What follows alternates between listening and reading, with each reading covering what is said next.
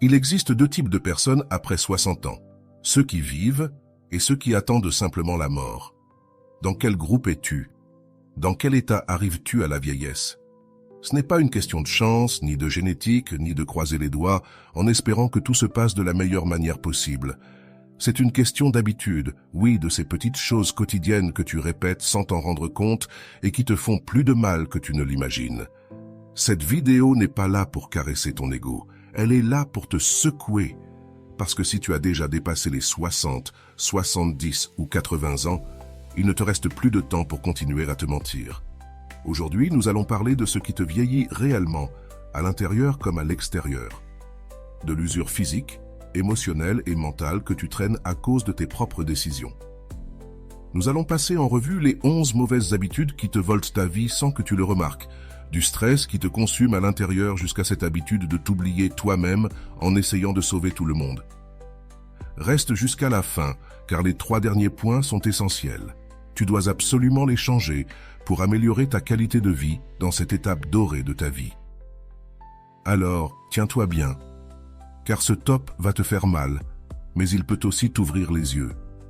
Et si tu as un minimum de courage, peut-être que cela t'encouragera à changer. Sans plus d'introduction, passons au point numéro 11 de ce top. Et c'est celui-ci, toujours vouloir aider tout le monde. Je vais te le dire clairement, si tu vis pour sauver tout le monde, tu vas te noyer en premier. Oui, ça peut paraître dur, mais ce qui est encore plus dur, c'est la fatigue que tu accumules. Tu es là pour tout le monde, toujours. Celui sur qui on peut compter, celui qui résout les problèmes, qui écoute, qui prête, qui supporte. Mais j'ai une mauvaise nouvelle pour toi. Personne ne va venir te rendre l'âme que tu laisses dans chaque service. Et non, il ne s'agit pas de devenir égoïste, il s'agit d'ouvrir les yeux. Parce qu'aider tout le temps ne te rend pas bon. Ça fait de toi une cible facile pour qu'on t'utilise, qu'on t'épuise et qu'on te laisse tomber quand tu n'as plus rien à donner. Savais-tu ce qui vieillit vraiment? L'âme fatiguée, le cœur frustré, le corps épuisé de porter le poids du monde pendant que personne ne te soutient. On t'a appris que donner est bien, que se taire est noble, que le sacrifice est de l'amour. Mensonge. Le sacrifice sans équilibre, c'est l'abandon de soi-même. Et tu t'abandonnes chaque fois que tu dis oui, alors que tu veux dire stop. Tu te trahis chaque fois que tu te mets en second plan pour que quelqu'un d'autre brille avec une paix que toi, tu as déjà perdue. Tu veux un exemple? Ton fils a 40 ans. Il vit chez toi sans rien payer et se plaint quand tu lui demandes quelque chose. Et toi, tu le soutiens comme s'il avait encore 15 ans. Ton frère t'appelle seulement quand il a besoin d'argent ou que tu dois résoudre ses problèmes. Ton mari ne t'écoute plus depuis des années, mais tu continues de lui servir son repas comme si de rien n'était. Et toi, pendant ce temps, tu es épuisé, frustré, fatigué, mais tu souris pour ne pas créer de problème. Et tu sais quoi? Le pire, c'est que beaucoup de ceux que tu aides ne te remercient même pas, parce que dès que tu donnes, ils s'habituent. Et quand tu arrêtes de donner, tu te rends compte que ce que tu croyais être de l'affection n'était en réalité que de l'opportunisme. Et je te le dis clairement, sans détour, arrête de te plaindre de ce que tu permets, et cesse de jouer celui qui ne comprend pas.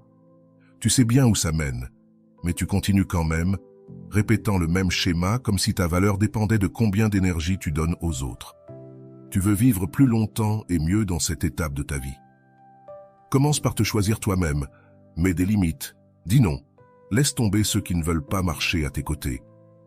Parce que si tu continues à te vider pour les autres, tu vas finir vieux, brisé, frustré et seul, tandis que ceux que tu as tant aidés poursuivront leur vie comme si de rien n'était. Avant d'aller loin, je te serais reconnaissant si tu mets un j'aime à la vidéo, cela m'aiderait à continuer de diffuser cette philosophie. Si tu n'es pas encore abonné, je te recommande de t'abonner et d'activer la cloche pour ne manquer aucune vidéo. Numéro 10. Excès de stress. Le stress ne se voit pas, mais il te dévore de l'intérieur. Et je ne parle pas de ce petit « je suis un peu tendu », je parle de cet état constant de vigilance, de préoccupation, de serrer les dents en faisant semblant que tout va bien. Ce stress accélère ton cœur, te gonfle et te plisse l'âme. Le stress chronique te vole des années de vie. Et ce n'est pas une phrase toute faite. Il ruine ton sommeil, perturbe ta digestion, augmente ta pression, détruit ton système immunitaire et, le pire, il change ton caractère. Tu deviens plus irritable, plus anxieux, plus amer, et tu ne t'en rends même pas compte. Tu deviens quelqu'un que même toi, tu ne veux plus supporter. Tu veux un exemple réel? Tu es obsédé partout, que ton fils ne perde pas son travail, que les petits-enfants aillent bien, que la maison soit impeccable, que tout le monde soit bien. Et toi, dans tout ça, quand vas-tu être bien? Jamais, parce que le stress t'a capturé dans une roue qui ne s'arrête pas, mais qui ne te mène nulle part. Ton mari te parle mal et tu te tais. Ta fille te demande un énième service et tu dis oui, bien que tu sois au bord de l'épuisement. Ton frère te met dans des ennuis qui ne te concernent même pas, et tu les prends sur toi de toute façon. Résultat, un corps tendu, une tête pleine de bruit et un cœur qui se durcit chaque jour. Parce que le stress ne te rend pas seulement malade, il te vieillit brutalement. Il te prend ta vitalité, il efface ton sourire, il te transforme en une personne fatiguée, tendue, sans éclat. Tu veux vivre plus longtemps? Ralentis, lâche ce que tu ne peux pas contrôler. Apprends à dire « cela ne me concerne pas », réagis. Le monde ne va pas s'arrêter parce que tu ne sais pas ce que tu veux. Et si tu passes ton temps à dire « je n'ai pas de temps pour moi », arrête de te mentir. Tu as du temps, mais tu le gâches. Tu le donnes en préoccupations qui ne t'appartiennent pas, en drames des autres, en exigences que tu n'as pas demandées. Parce que si tu continues à absorber les problèmes des autres, si tu continues à t'imposer des exigences comme si ta valeur dépendait de ce que tu fais pour les autres, tu vas te briser. Et personne ne sera là pour réparer les morceaux. Le stress tue en silence, il ne laisse pas de marque visible, mais il te ronge de l'intérieur. Et si tu ne fais rien aujourd'hui, ton corps te le fera payer avec intérêt demain. Numéro 9. Pensez toujours négativement. Pourquoi toujours voir le verre à moitié vide? Je vais te dire quelque chose qui ne va pas te plaire, mais que tu dois entendre. Ta façon de penser ruine ta vie plus que n'importe quelle maladie. Et non, je ne parle pas de ces jours où tu n'es pas bien. Je parle de cette habitude malsaine de toujours voir le pire dans tout. Tu vis en attendant que tout tourne mal, tu doutes de tout, tu te méfies de tout, tu imagines des drames qui ne sont même pas arrivés. Tu te réveilles et tu es déjà de mauvaise humeur pensant à ce qui pourrait mal se passer aujourd'hui. Et ça te vieillit, ça t'amortit, ça t'éteint, parce que ta tête devient un endroit sombre. Et quand l'esprit devient une prison, le corps suit. Tu veux un exemple réel? Ton fils te dit qu'il commence quelque chose de nouveau, et tu lui réponds « Et si ça ne marche pas ?» Ton petit enfant veut partir en voyage et tu lui dis « Fais attention, c'est dangereux ». Ton partenaire te propose de sortir et toi tu penses « À quoi bon? Je vais sûrement avoir mal quelque part » ou « Le temps est moche ». Ce n'est pas de la prudence, c'est de la peur. C'est de la négativité. Et cette énergie, tu la respires toi-même et tous ceux qui t'entourent.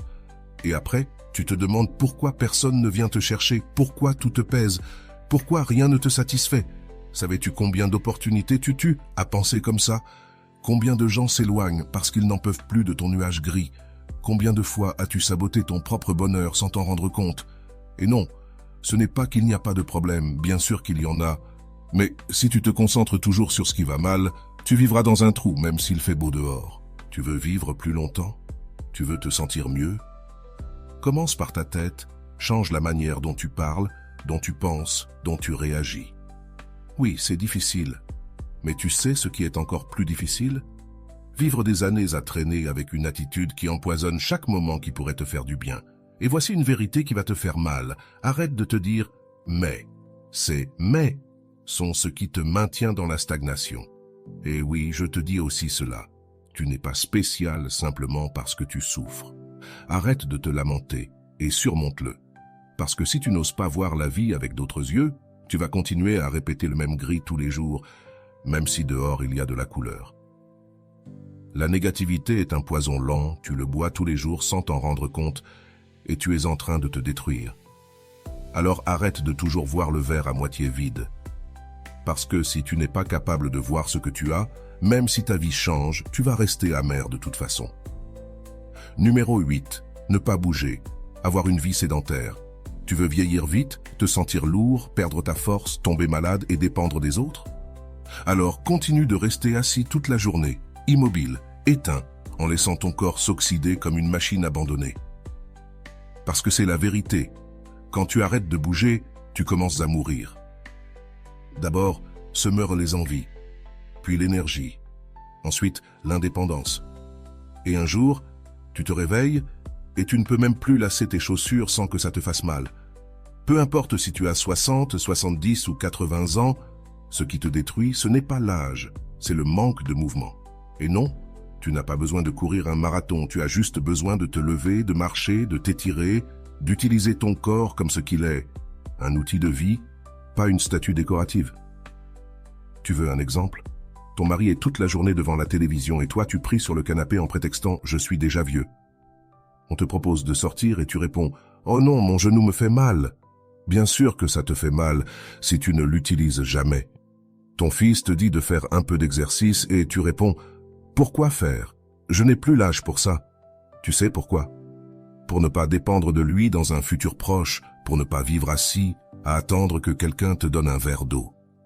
Le sédentarisme te vole tes muscles, te prive de ton équilibre, te rend fragile. Et quand le corps devient fragile, tu tombes. Et quand tu tombes, tu commences le compte à rebours. Tu veux garder ton esprit vif? Bouge. Tu veux mieux dormir? Bouge.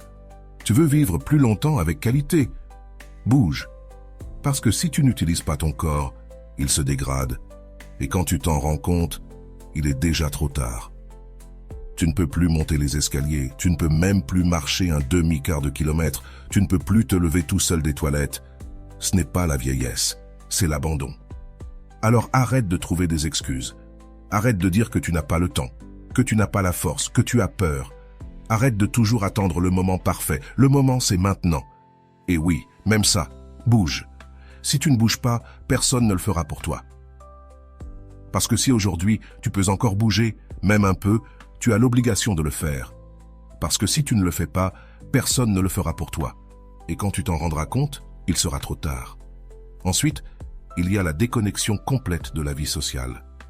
Ce point te tue lentement et silencieusement, car ça ne se voit pas tout de suite. Mais un jour, tu ouvres les yeux et tu te rends compte que tu es seul, isolé, éteint, comme une plante qu'on ne garde pas arrosée. Se déconnecter de la vie sociale, ce n'est pas juste rester tranquille à la maison. C'est laisser le monde passer à côté de toi comme si tu n'avais plus rien à y faire. C'est arrêter de parler, de partager, de rire avec les autres, de raconter une histoire, de regarder quelqu'un dans les yeux et de lui dire « Comment vas-tu » Et peut-être que tu penses que ça n'a pas d'importance, que tu es vieux, que tu as vécu beaucoup, que tu préfères être seul maintenant. Mais ne te mens pas, nous ne sommes pas nés pour vivre isolés, et encore moins quand on est âgé. Parce qu'en te renfermant, tu t'éteins. Et quand tu t'éteins, tu commences à disparaître intérieurement, même si tu continues de respirer. Tu veux un exemple? Ta fille t'appelle pour sortir et tu lui dis non, que tu es fatigué. Ton voisin t'invite à prendre un verre et tu inventes une excuse. On te propose de participer à une activité et tu réponds non, ça c'est pour les jeunes. Et après, tu te plains que personne ne t'appelle, que personne ne pense à toi, que personne ne te rend visite. Mais je te pose une question. Que fais-tu pour rester présent?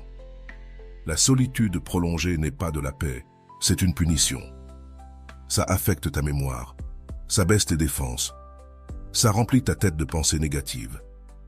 Et le pire, ça te convainc que tu n'es pas important, que tu ne manques à personne. Mais c'est un mensonge.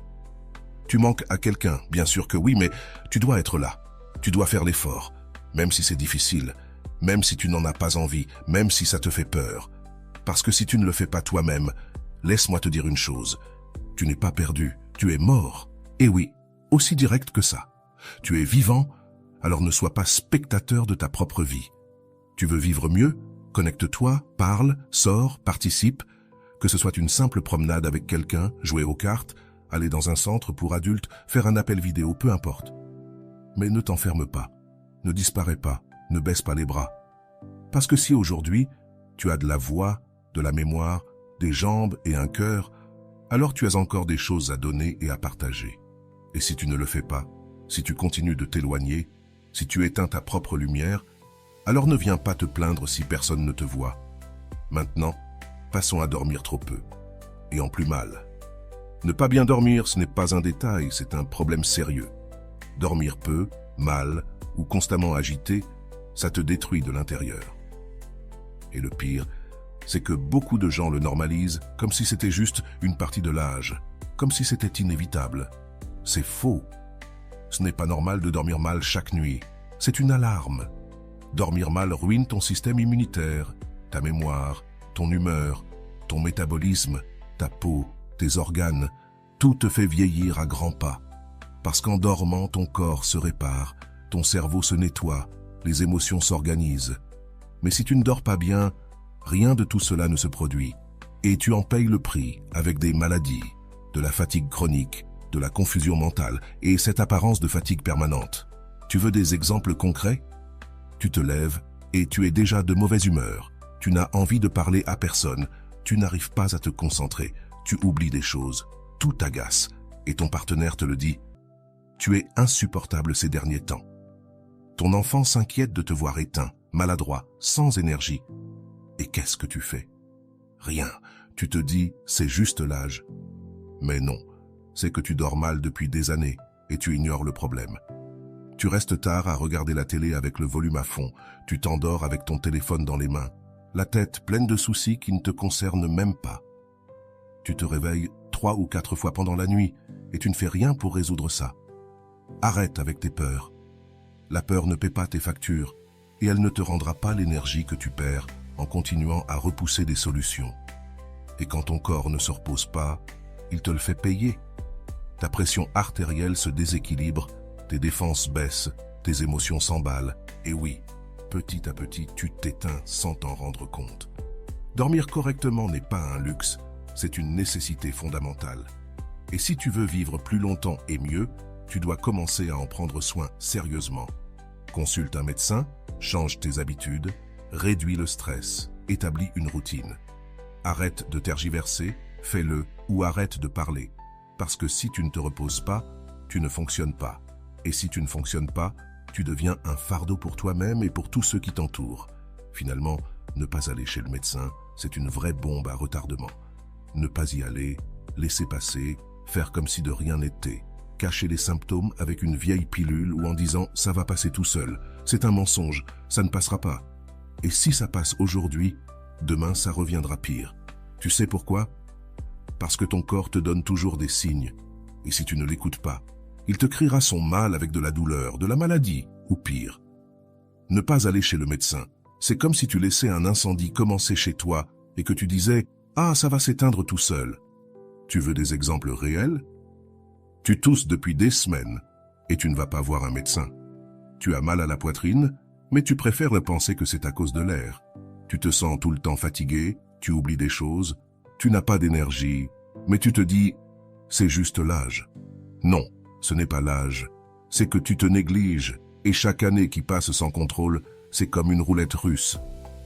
Ton fils te pousse à passer un check-up et tu lui dis que tu ne veux pas déranger.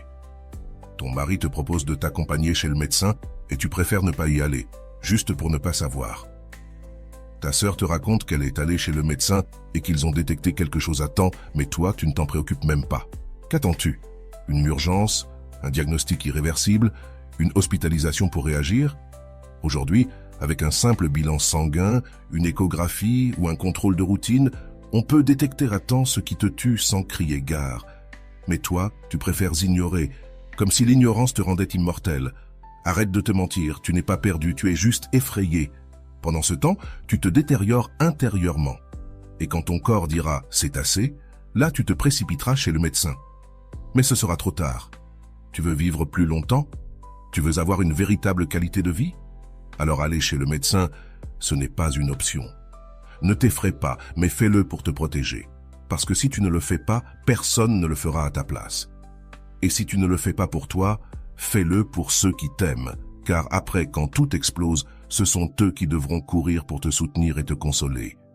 Alors oui, déclare-le à haute voix si nécessaire. Arrête de te dire que si tu ne te bats pas pour toi-même, qui le fera? Numéro 4. Avoir une posture corporelle négligée et ne pas prendre soin de son esthétique. Je vais te le dire franchement, l'image que tu donnes à l'extérieur reflète ce que tu portes à l'intérieur. Oui, je sais ce que tu penses. À cet âge, qu'est-ce que ça change? Je ne suis plus là pour être beau. La posture, c'est le moindre des soucis, on dirait. J'ai déjà vécu. Non, cette mentalité est toxique Car quand tu te laisses aller, tu envoies au monde et à toi-même le message que tu n'en vaux plus la peine, que tu n'as plus d'intérêt, que tu as abandonné. Tu veux des exemples concrets? Tu te lèves et tu ne te regardes même pas dans le miroir. Tu t'habilles avec ce que tu as trouvé sur la chaise. Tu traînes dans la maison, les épaules affaissées, le dos courbé, le regard perdu. Tu croises quelqu'un dans la rue et tu baisses les yeux comme si tu voulais disparaître. Puis, tu te demandes pourquoi tu te sens invisible. Tu sais pourquoi. Parce que tu es en train de t'éteindre sans t'en rendre compte. La posture parle. Un corps courbé, lent, avec la tête basse et les bras croisés, cela transmet la défaite. Peu importe ton âge, si tu marches comme si tu n'avais pas le droit d'occuper de l'espace, le monde te traitera aussi ainsi. L'esthétique, ce n'est pas forcément se maquiller comme à 20 ans ou s'habiller à la mode. Non, je te dis de prendre soin de toi, de te coiffer, de choisir des vêtements que tu aimes, de mettre du parfum, de te regarder dans le miroir et de te dire « Regarde, je suis encore là, j'ai encore une présence. » Parce que si tu ne prends pas soin de toi, si tu ne t'accordes pas de valeur, si tu ne te respectes pas devant le miroir, ne t'étonne pas si personne d'autre ne le fait. Tu as un partenaire et ça ne te donne pas le droit de te laisser aller. Tu as des enfants grands et cela ne signifie pas que tu n'as plus de raison de bien paraître. Tu dois te faire belle ou beau pour toi-même parce qu'au moment où tu te soignes, où tu te redresses, où tu lèves le regard, quelque chose change. Tu te sens plus fort, plus vivant, plus présent. Et ça, ce n'est pas de la superficialité, c'est de l'estime de soi, de la dignité. Tu veux vivre mieux et plus longtemps? Prends soin de la façon dont tu te présentes au monde. Soigne ta posture, ton image, parce que ça fait aussi partie de ta santé. Et si tu ne te respectes pas, personne d'autre ne le fera à ta place. Écoute bien. Je vais maintenant te révéler les 3 derniers comportements que tu dois éliminer immédiatement de ta vie si tu veux vivre pleinement ta vieillesse. Mais avant tout, si tu es arrivé jusqu'ici, laisse-moi un commentaire en me disant d'où tu regardes cette vidéo. Je t'encourage à t'abonner si tu fais encore partie de notre communauté et à laisser un « j'aime ». Ça m'aide beaucoup, alors n'oublie pas. Pause la vidéo une seconde et commente-moi de quel pays tu regardes. Maintenant, passons aux 3 habitudes à abandonner si tu veux vivre une vie pleine et heureuse. Numéro 3. Abuser du sucre et des aliments transformés. Écoute bien, la malbouffe te tue lentement, à petit feu, sans bruit, sans que tu t'en rendes compte. Mais elle te tue quand même, et tu le sais, tu le sens. Après avoir mal mangé, tu te sens plus lourd, plus lent, plus gonflé, mais tu continues quand même parce que c'est bon, parce que c'est plus facile, parce que, de toute façon, à cet âge, arrête avec cette mentalité suicidaire. Le sucre et les aliments ultra transformés sont des poisons que tu consommes tous les jours. Et peu importe que tu aies toujours mangé comme ça, ton corps n'a plus la même résistance. Chaque cochonnerie que tu ingères te coûte plus cher et plus vite. Tu veux des exemples réels? Tu prends des biscuits sucrés tous les matins, tu mets 2 cuillères à soupe de sucre dans ton café, tu déjeunes avec des charcuteries, du pain blanc, quelque chose de rapide sorti du congélateur. L'après-midi, tu manges une pâtisserie ou un paquet de snacks. Le soir, c'est pareil, des pâtes instantanées, des sauces pleines de conservateurs, de la soda pour faire passer le tout. Et après, tu te plains, « Je suis gonflé, je n'ai pas d'énergie, mon taux de sucre est trop élevé, j'ai mal au ventre. » Mais que pensais-tu en traitant ton corps comme une poubelle? Tu ne peux pas t'attendre à ce qu'il fonctionne comme une machine parfaite, et ne parlons même pas des effets sur ta peau, tes organes, ton cœur, ton cerveau. Oui, ton cerveau aussi, car trop de sucre et de produits transformés te brouillent l'esprit, te rendent plus irritable, te donnent des baisses de morale, tu deviens quelqu'un de moins motivé, lent, sans énergie, et tu n'associes même pas ça à ce que tu manges. Tu as un enfant qui t'achète des croissants tous les jours parce que tu les aimes, ou un partenaire qui te dit « un petit plaisir, ça ne fait pas de mal ». Des amis qui se retrouvent pour un goûter comme si c'était un rituel de sucre et de farine. Eh bien, il est temps de dire stop. Ce n'est pas une question de ne jamais te faire plaisir, mais de comprendre que ce que tu manges aujourd'hui détermine comment tu te sentiras demain. Et si chaque jour tu remplis ton corps de déchets, ne te plains pas si dans quelques années tu ne peux plus bouger à cause de la douleur ou que tu vis avec des médicaments. Tu veux vivre bien? avec de l'énergie et de la clarté d'esprit? Nettoie ton alimentation. N'attends pas de faire un infarctus ou d'être diagnostiqué diabétique de type 2, car la prochaine fois que tu diras « c'est juste un peu », souviens-toi. Ce petit peu répété tous les jours, c'est ce qui peut te tuer. Numéro 2. Boire et fumer excessivement. Je vais te le dire clairement, si tu continues à boire et fumer comme si de rien n'était, tu ne profites pas de la vie, tu la réduis. Et non, ne me sors pas l'excuse. Il faut bien mourir de quelque chose, car cette excuse ne cache que l'odeur de l'addiction déguisée en habitude. Fumer et boire tous les jours, ce n'est pas un plaisir, c'est un comportement destructeur. Et à ton âge, tu n'as plus la même marge d'erreur. Ce que ton corps supportait autrefois, maintenant, il le paie par des maladies, du manque de souffle, de la fatigue constante, des organes qui crient à l'aide, et tu n'écoutes même pas. Tu veux des exemples? Tu fumes un paquet par jour depuis 30 ans et tu continues à te dire « je vais bien ».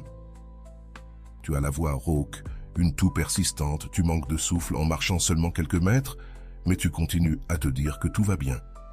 Tu bois une coupe de vin tous les jours, puis une autre, encore une autre, et si ce n'est pas du vin, c'est de la bière.